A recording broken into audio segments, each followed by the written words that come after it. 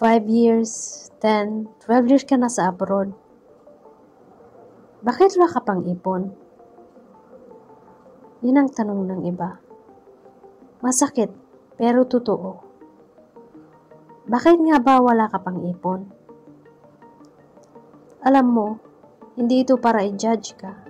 Hindi ito para malaitan ang sakripisyo mo. In fact, saludo ako sa'yo. Dahil andyan ka pa rin. Kahit ilang ulit mo nang gustong sumuko. Pero gusto ko lang tanungin, from a fellow OFW to another. Bakit nga ba wala ka pang ipon? Marami kasi sa atin, pagod na pagod ka katrabaho. Pero pag uwi sa Pilipinas, parang walang nangyari. Nabaon sa utang, lahat napunta sa pag-aaral ng mga anak, sa luho ng ibang tao, sa family needs. Pero nakalimutan mo sarili mo. Yung iba naman, sinubukan talaga mag-budget pero hindi rin natutukan. O baka hindi alam kung saan napunta ang pera. May mga kababayan tayong nakapagpatapos ng mga anak sa pag-aaral, nakapagpatayo ng bahay, ng maliit na negosyo. Pero ikaw, anong meron ka? Pag-uwi mo ba, may uuwian ka? May pagkakitaan ka pa ba kung hindi ka na makabalik sa abroad? OFW ka, oo. Pero hindi habang buhay.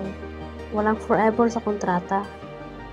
Pwedeng bukas mawalan ka ng trabaho. Pwedeng sa isang iglap, kailangan mong umuwi for good. Kaya, habang may trabaho ka pa ngayon, habang andito ka pa sa abroad, I challenge you. Mag-ipon ka na. Kahit paunti-unti, kahit tag 100, 200, 300, 500, 1,000 pesos bawat araw. Basta consistent. Consistent ka. Kasi, at the end of the day, hindi laki ng kita ang basihan ng yaman, kundi kung paano mo pinapahalagahan ang bawat sentimo. Alam ko, mahal mo ang pamilya mo, pero sana maisip mo rin na dapat mahalin mo rin ang sarili mo. Huwag kang matakot, magsabi sa kanila ng totoo, na kailangan mo ring mag-ipon para sa future mo. Hindi selfishness yun, responsibility yun sa sarili mo. Hindi mo kailangan ibigay lahat palagi. Pay yourself first. Oo, magpadala ka, tumulong ka, pero unahin mong isalba ang sarili mo.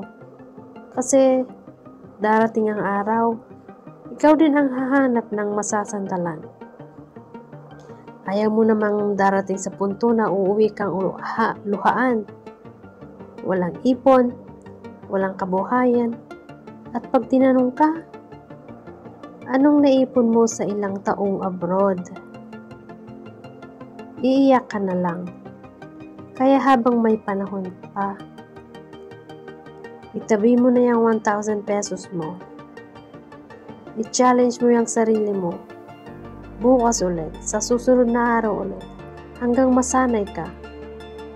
Mag-ipon ka kahit walang natitira, mag-ipon ka kahit walang suporta, mag-ipon ka kahit ikaw lang ang gumagawa. Kasi isang araw, uuwi ka sa Pilipinas.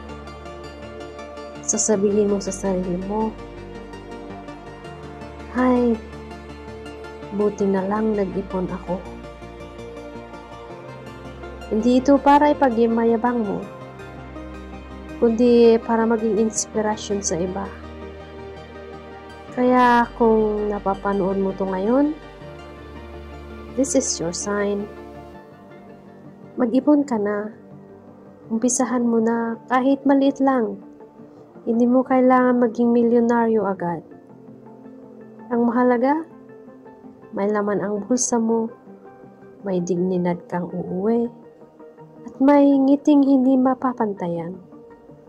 Hindi ka nag-abroad para lang maging bank account ng ibang tao. Nag-abroad ka para sa kinabukasan mo. Hindi habang buhay ay bata pa tayo. Hindi habang buhay ay malakas tayo. Isipin mo rin kung for good ka na. Anong meron ka? At kung wala pa, then start today. Huwag bukas. Huwag sa susunod na taon. Ngayon. So, I challenge you. And if you're new to my channel, don't forget to subscribe. Tulungan natin ang isa't isa. Share mo rin to para mabuksan ang isipan ng kapwa nating OFW. Hindi ka nag-iisa, magkasama tayo dito. Para sa mas matatag, mas maayos, at tagumpay na kinabukasan. Save today, not tomorrow.